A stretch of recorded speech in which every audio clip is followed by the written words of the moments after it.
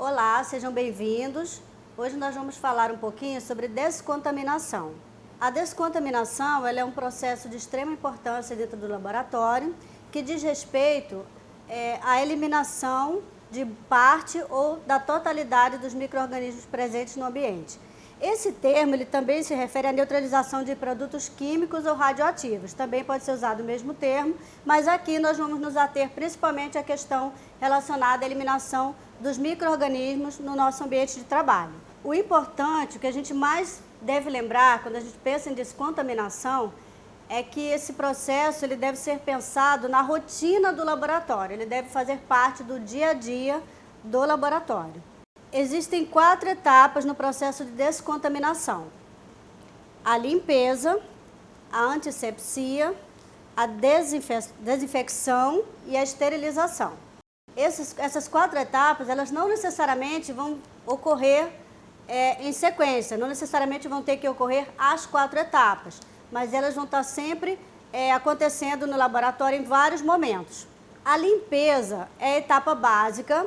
Essa sim terá que ocorrer no laboratório diariamente, preferencialmente no início dos trabalhos e ao final dos trabalhos. A limpeza ela diz respeito à limpeza do chão, das bancadas, do ambiente de trabalho como um todo, e ela se refere à remoção de sujidades. Lembrando apenas que quando pensamos em limpeza dentro de um laboratório, especialmente em laboratórios de pesquisa nas universidades, não devemos pensar na varrição. A varrição ela não é um método recomendado, porque levanta poeira, espalha vapores, poeiras diversas que podem ter agentes contaminantes de diversas categorias, e esses agentes serão espalhados e vão contaminar outros ambientes, outros locais. Na limpeza, a gente vai ter a eliminação das sujidades utilizando água, detergentes, escovas, aparatos diversos de esfregação e de lavagem para eliminação de sujeiras mesmo. É importante que se essa limpeza do laboratório ela for feita por pessoas externas ao laboratório, que elas sejam orientadas, treinadas, não apenas para que a limpeza ocorra de maneira adequada, mas para que elas tenham segurança no uso dos diversos produtos químicos que vão dos materiais de limpeza, propriamente dito, né, que vão ser utilizados nesse momento.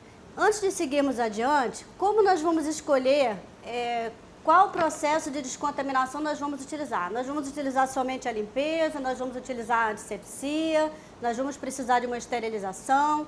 Como nós vamos escolher esse processo? Vai depender de uma série de fatores. O nível de contaminação no momento e o tipo de trabalho a ser realizado vão ser os principais fatores que vão determinar que tipo que nível de descontaminação eu vou utilizar e em que momento, em que ambiente também. Não necessariamente eu vou utilizar uma esterilização, por exemplo, no ambiente inteiro. Eu posso utilizar a esterilização num determinado local onde eu vou realizar uma determinada etapa do experimento. Então, tudo isso tem que ser avaliado, tem que fazer parte dos protocolos do laboratório. Antisepsia. A antisepsia, ela pressupõe a eliminação de micro-organismos de superfícies vivas, da pele e das mucosas.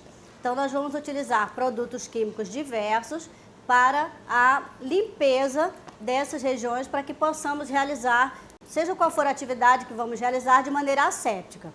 Então, o antisséptico ele vai eliminar os micro-organismos, as formas vegetativas dos micro-organismos na pele e nas mucosas. E claro que para isso a gente tem que pensar em produtos que não sejam tão cáusticos, tão agressivos. Tem que ser produtos suaves que vão conseguir eliminar os micro-organismos, mas que não causem dano ao tecido. O principal antisséptico utilizado, por exemplo, para a lavagem das mãos é o álcool 70. Existem também sabões antissépticos, como clorexidine, e existem várias soluções antissépticas utilizadas em ambiente hospitalar, por exemplo, que podem ser utilizadas também no laboratório, mas sempre levando em conta a não agressividade desses agentes ao tecido. Lembrando novamente que a antisepsia é realizada no tecido vivo. A desinfecção é um processo semelhante, só que vai acontecer numa superfície inanimada. A desinfecção é o processo de eliminação de micro-organismos de superfícies. E a gente pode pensar, por exemplo, no laboratório, nas bancadas, na parte externa de equipamentos, a gente deve realizar a desinfecção sempre que formos utilizar. Então, nós vamos estar utilizando produtos químicos diversos para a eliminação desses micro-organismos nessa superfície, para que então a gente possa realizar o experimento de maneira segura, garantindo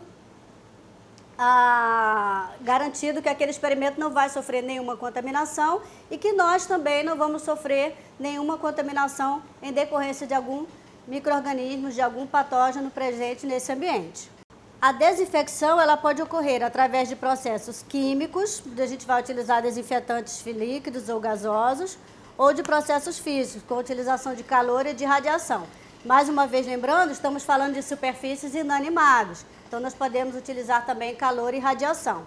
Qual a gente vai utilizar? O físico, o químico, que tipo de agente a gente vai utilizar? Vai depender também de uma série de fatores, da necessidade para o que eu estou realizando, da resistência do micro-organismo. Aqueles micro-organismos que normalmente estão presentes naquele ambiente, eles são mais resistentes a que tipo de agente? Então eu tenho que pensar nesse sentido.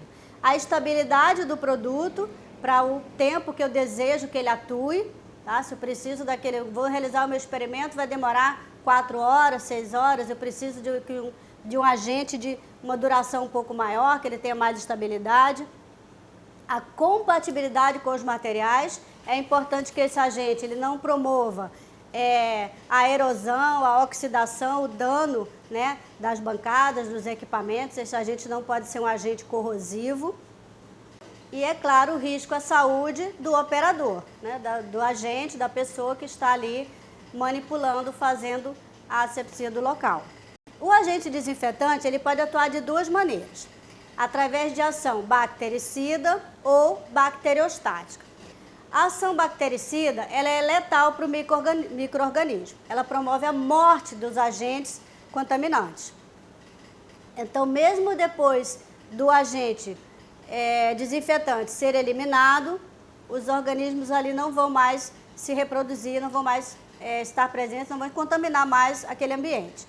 A ação bacteriostática, ela promove apenas a paralisação da atividade dos micro-organismos enquanto o agente desinfetante está presente. Então, à medida que aquele agente for evaporando, se dissipando, sendo eliminado daquele ambiente, os micro-organismos voltarão a se reproduzir e a contaminar aquele ambiente. Não necessariamente um agente ele é só bactericida ou bacteriostático. Às vezes depende, por exemplo, da concentração. Numa concentração menor, ele pode ser bacteriostático, se aumentar a concentração, ele pode ser bactericida. Mais uma vez, lembrando, o que é que vai definir isso? O nível de contaminação, o tipo de experimento, o organismo ali presente, que vai definir se eu tenho necessidade de usar um agente bactericida ou se eu posso usar apenas um agente bacteriostático. Todas essas nuances têm que ser avaliadas quando eu for definir o agente desinfetante a ser utilizado. Temos aqui uma tabelinha na qual nós podemos observar alguns exemplos de alguns agentes desinfetantes e de como eles atuam. Então, por exemplo, nós temos o cloro, o iodo, a clorexidina, o álcool de 70 a 95, o amônio quaternário e o aldeído. E aqui, na primeira coluna, nós temos os agentes sobre os quais eles atuam. Então, eles podem ter ação, o nível de ação, bactericida, esporos de bactérias, fungicida, eficácia na matéria orgânica e atividade residual. Observem também que esses agentes desinfetantes, eles estão ali representados em concentrações mínima e máxima. Então, nós temos, por exemplo, o cloro na concentração de 0,01 a 5%. É muito importante que essas concentrações mínima e máxima sejam observadas. Como nós dissemos, uma concentração mais baixa, ela pode ter uma ação que pode ser interessante, dependendo do meu objetivo, mas às vezes eu preciso aumentar mais a minha concentração. Mas é muito importante que nós não tenhamos a impressão de que quanto maior a concentração, melhor. Tá? Existe uma concentração máxima que deve ser respeitada, porque acima daquela concentração, os resultados eles não são satisfatórios na mesma proporção, eles são tão satisfatórios quanto na concentração anterior, máxima, Se eu aumentar mais a concentração, eu não vou ter melhores resultados e posso ter efeitos tóxicos. Então, ali nós temos, por exemplo, o cloro com uma boa ação bactericida, uma ação relativa entre esporos de bactérias, boa ação fungicida, mas não tem eficácia na matéria orgânica e nem tem atividade residual. E aí nós temos vários outros exemplos de ações diferenciadas. E às vezes a gente até usa um e depois o outro para que a gente tenha uma ação sinérgica aí desses agentes, aumentando aumentando a nossa asepsia. Uma observação, nós acabamos de falar que muitas vezes nós fazemos ou a mistura ou o uso sequencial desses agentes para que nós possamos aumentar a eficácia da antisepsia. Porém, em alguns casos não é interessante misturar, tá? Os sais de amônio quaternário têm sua eficácia reduzida na presença de sabões e detergentes comuns. Então não pode haver a mistura e não é interessante lavar a superfície primeiro, higienizar para depois você usar o sal de amônio quaternário, tá? Então é importante respeitar as características de cada produto. E mais um lembrete, ainda em relação à desinfecção, já que a gente está falando de superfícies, de materiais inanimados e tudo mais, é importante que para pequenos objetos, pequenos materiais, eles sejam totalmente imersos na solução antisséptica, eles têm que ficar totalmente imersos e que seja respeitado o tempo mínimo de antisepsia. Também para cada agente antisséptico a gente vai ter um tempo mínimo que garante a descontaminação do material. Então, alguns pontos importantes em relação à desinfecção como um todo. Sempre usar EPIs, sempre, em qualquer processo de descontaminação, sempre estar utilizando EPIs.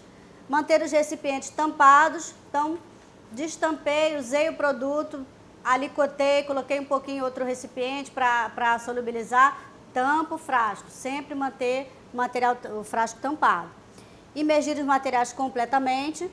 Atenção ao tempo, também já falamos, o tempo necessário para a desinfecção, não é simplesmente colocar e tirar. Lavar com água o material submetido ao desinfetante para garantir que esse desinfetante seja eliminado posteriormente do produto.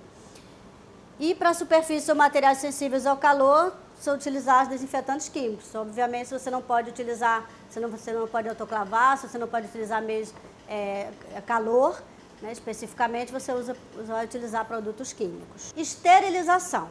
A esterilização é um processo drástico que promove a eliminação total de micro-organismos, a eliminação de todas as formas de vida, inclusive esporos bacterianos. Existem dois processos de esterilização, processos físicos e processos químicos.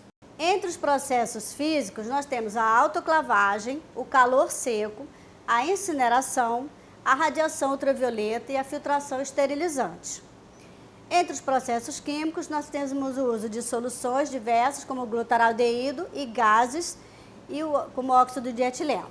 Nós não vamos falar sobre todas elas, mas vamos falar um pouquinho sobre a autoclavagem e a radiação UV, que são muito utilizados em laboratórios, são bastante utilizados. A autoclavagem utiliza vapor saturado sob pressão, promove nos micro-organismos a desnaturação de proteínas, já que a gente tem uma temperatura muito elevada e uma pressão muito grande.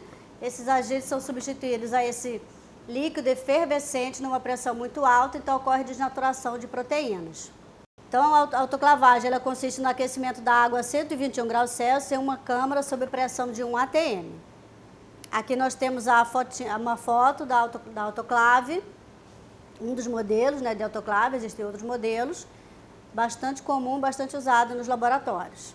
O tempo mínimo de autoclavagem para que nós tenhamos um processo adequado é de 15 minutos. Os materiais devem ser termorresistentes, como já dissemos, alguns materiais não resistem ao calor, então eu tenho que utilizar desinfetantes químicos e devem estar embalados. A distribuição do material, o vapor deve circular livremente. Como assim? Eu devo distribuir os materiais de maneira a não promover o isolamento de nenhum material. Todos os materiais devem ser passíveis de sofrer a ação daquele vapor quente. E uma coisa importante é o monitoramento da temperatura e da pressão, que é feito através do manômetro. Do manômetro você controla a pressão daquela autoclave, para que seja feita a adequada manipulação no momento certo. E existem fitas adesivas que a gente coloca no material dentro do autoclave que vão me indicar que aquele material foi já autoclavado, ok? Na verdade, essas fitas, elas são fitas termossensíveis que vão dizer pra gente o quê? Elas mudam de cor, então elas indicam pra gente que sim, a temperatura alcançou 121 graus Celsius, chegou na temperatura adequada. Se a autoclavagem for interrompida, o processo deve ser repetido, deve ser começado do início. Tá? Então não tem como, autoclavou 5 minutos, você interromper o processo, depois eu vou fazer mais 10, não. Você tem que reiniciar todo o processo. Radiação V, usada na descontaminação da superfície externa de materiais diversos. Então eu posso descontaminar a câmara, a sala ou o fluxo onde eu vou trabalhar e os materiais dispersos naquele ambiente que eu vou utilizar no meu experimento. Trata-se de esterilização, então eliminação total de micro-organismos, utilizando radiação não ionizante, UVC. Os fótons emitidos não possuem energia suficiente para ionizar a matéria irradiada. É altamente eficaz, sendo utilizado em hospitais e equipamentos diversos para proporcionar um ambiente asséptico, como por exemplo na câmara de fluxo laminar, onde eu tenho que trabalhar num ambiente estéril. A exposição do operador à radiação V deve ser evitada. Então, quando a gente vai ligar a radiação na câmara ou na sala onde a gente vai trabalhar, a gente liga e coloca uma placa avisando que tem o V ali ligado, marca o tempo necessário para que esse UV atue e avisa para que não haja exposição, para que ninguém entre na sala. Deve ser evitada a entrada de pessoas nesse ambiente, porque a radiação UV ela pode causar transtornos no indivíduo. Lembrando, é um componente esterilizante para ser usado em materiais inertes, em ambientes diversos em materiais inertes. A radiação UV ela pode causar comprometimento do material genético, então o indivíduo ele não deve se expor à radiação ultravioleta, pois você pode ter o rompimento de bases nitrogenadas e, inclusive, dependendo do tempo de exposição, da frequência de exposição, podem ocorrer mutações. Então deve ser evitado a todo custo a exposição do indivíduo a essa radiação UV. O efeito da radiação na matéria genética está associado ao rompimento de bases que provoca mutações e viabilizando a reprodução dos micro-organismos e inativando-os. Esse efeito da radiação ultravioleta vai promover o quê? A eliminação dos micro-organismos que não vão conseguir se reproduzir, vão ser eliminados completamente. Muito obrigada, nos vemos em breve e se vocês tiverem qualquer dúvida, vocês podem enviar-nos um e-mail que nós teremos prazer em atendê-los. Até logo mais.